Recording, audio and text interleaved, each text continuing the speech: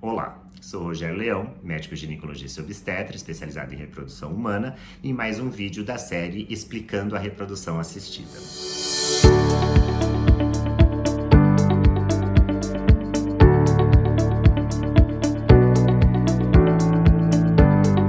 No outro vídeo, eu expliquei todo o processo da coleta de óvulos. Agora eu vou falar sobre a transferência dos embriões. Diferente da coleta de óvulos, a transferência dos embriões é um procedimento muito mais simples. Não precisa de anestesia, é um procedimento indolor e realmente mais simples. Mas é um momento muito delicado e muito importante de todo o processo da fertilização in vitro, porque é o momento que estamos colocando os embriões lá dentro. Então, tudo tem que ir direitinho nessa fase, porque senão pode comprometer todo o tratamento. Primeiro, a paciente não precisa estar em jejum, porque não vai receber anestesia, mas é importante estar com a bexiga cheia. Por que a bexiga precisa estar cheia?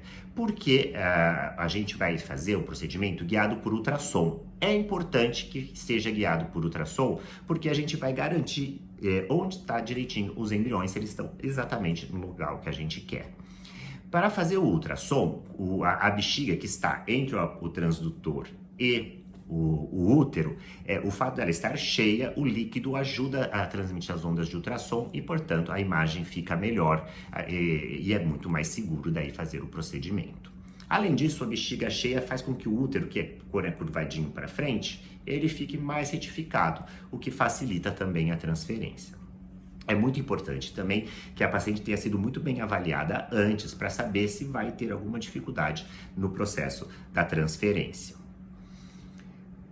Nesse dia, então, da transferência, que é o grande dia, que a paciente está muito ansiosa, porque às vezes passou por muitas coletas até conseguir chegar, né, na transferência, ela, então, em posição ginecológica, vai passar um espéculo, que é como o aparelho que colhe Papa Nicolau, né, o bico de pato, para abrir a vagina e expor o colo. Então, vamos fazer uma higiene com o meio de cultura, tirar o excesso de muco se tiver no colo, e então vamos passar o catéter. O catéter, ele tem uma porção externa, primeiro, que ela é mais grossa, apesar dela ser flexível, mas ela é mais grossa, que a gente então vai passar externamente no colo. Para entendermos, aqui temos uma imagem de ultrassom. Aqui é o contorno externo do útero. Este é o colo, o orifício externo do colo, o canal cervical, o canal do colo, e o orifício interno, na entrada para o endométrio. E então, o endométrio, que é onde os embriões irão se implantar. Ele entra pelo colo, passa pelo orifício externo até o orifício interno do colo, onde entraria no endométrio, que é o tecidinho de dentro do útero. Ele só vai ficar, então, na entradinha porque ele é mais grosso. Então, se entrasse mais, ele poderia machucar esse endométrio que é muito frágil. Então, a embriologista vai preparar o outro catéter, que é o catéter interno, que é bem fininho, tá certo? E com uma seringa, em torno de 30 microlitros, uma quantidade muito pequena de líquido, a gente então vai passar esse catéter por dentro do outro e vamos guiando pelo ultrassom.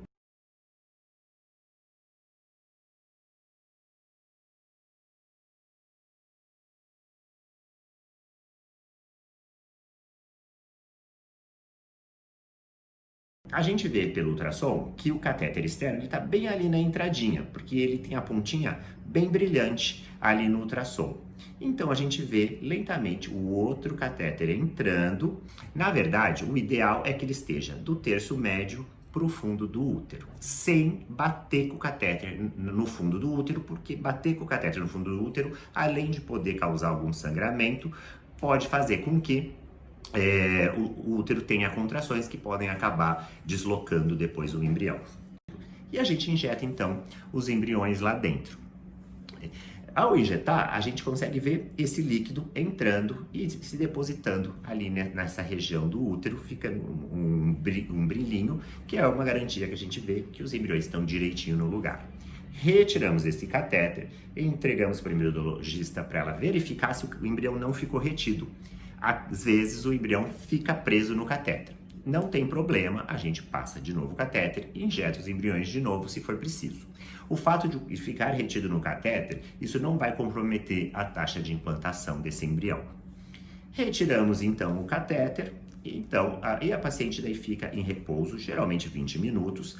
Algumas pessoas não orientam repouso porque realmente os estudos mostram que não tem muita relação com as taxas de gravidez, mas nós recomendamos que fique pelo menos em repouso e nos próximos 3 dias um repouso relativo.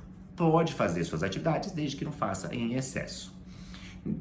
Após a transferência, normalmente é feita algumas reposições hormonais, que às vezes ela já vem fazendo, de estradiol e progesterona, que são hormônios importantes para a manutenção da gravidez. Nós fazemos também alguns controles de dosagens hormonais de estradiol e progesterona para ver se os hormônios estão no nível adequado ou se temos que aumentar as doses desses hormônios. Depois de 10 dias da transferência dos embriões, então vamos fazer o exame de beta-HCG para ter certeza que deu certo a implantação. E dando positivo esse teste de gravidez, a gente faz o ultrassom depois de 2 semanas para confirmar se teve a implantação do embrião, quando os saquinhos gestacionais implantaram, se o embrião já tem batimento. Lembrando que esses hormônios, então, estradiol e progesterona, essa suplementação vai ser mantida até o 3º mês de gestação, porque nesse tempo a placenta já se formou e daí ela produz todos os hormônios e daí então segue uma gestação como se fosse uma gestação espontânea.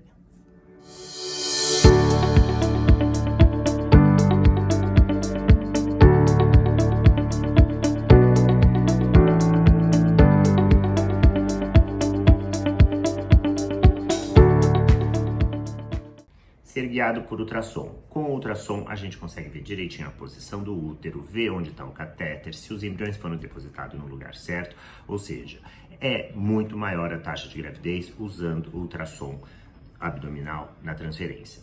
Por isso, a segunda dica é que a bexiga seja cheia.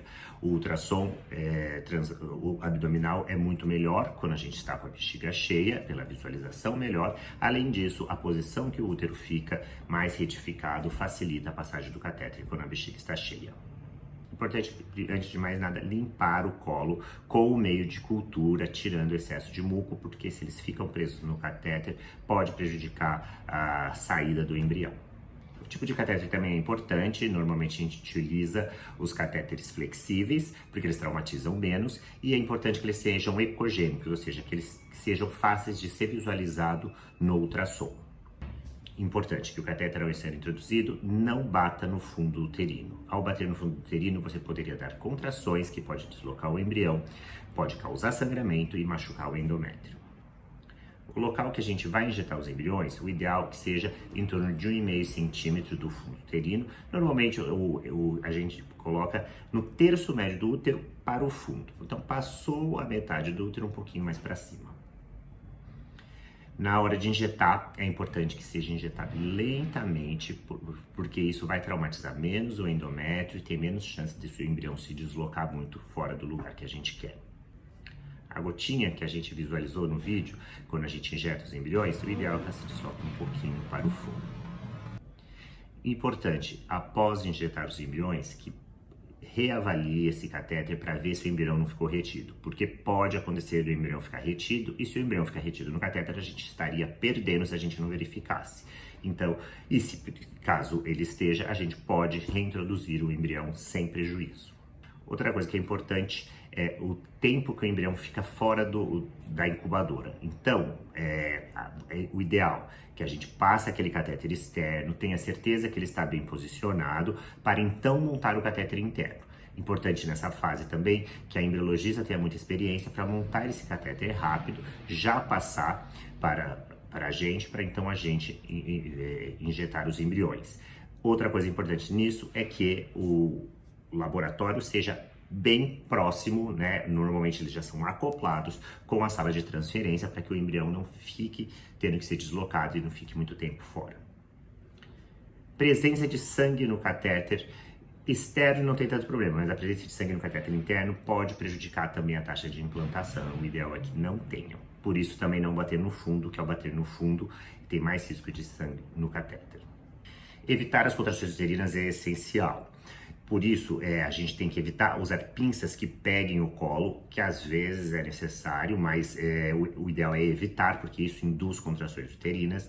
Não bater no fundo, como eu já disse, porque isso induz também contrações uterinas. E pode ser usado algumas medicações para relaxar o útero e evitar substâncias que possam dar contrações uterinas, como inibidores da prostaglandina, embora os estudos são controversos do real benefício, ou em algumas situações pode ser usado também inibidores do receptor de ocitocina, no caso o atosiban, que tem alguns estudos mostrando que pode ter algum benefício em alguns casos.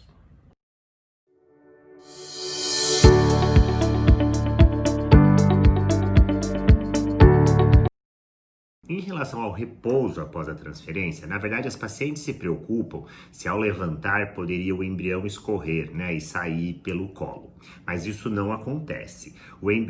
Na verdade, a cavidade endometrial é uma cavidade virtual. Na verdade, as paredes estão colabadas, as duas paredes do endométrio, e o embrião está ali preso e ele não vai escorrer com a gravidade, a não ser que haja contrações uterinas que possam expulsar esse embrião. Então ele fica ali bem retido, dele não passa através do colo.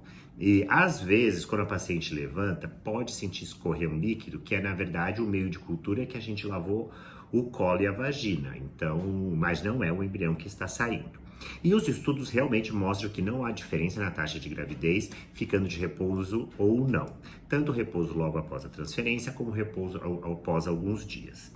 Apesar dos estudos mostrarem, realmente não mostrarem essa diferença, nós normalmente recomendamos 20 minutos de repouso e nos primeiros 3 dias após a transferência, um repouso relativo, que pode fazer suas atividades do dia a dia, mas sem abusos e evitar ter relação. As relações sexuais podem aumentar as contrações uterinas. A nossa orientação do repouso é mais para um relaxamento da paciente e também para que ela não faça outras atividades, para concentrar toda aquela circulação para a pelve dela e ela relaxar naquele momento que é muito importante para a paciente. Mas, de novo, falando do ponto de vista de taxa de gravidez, o repouso não parece interferir.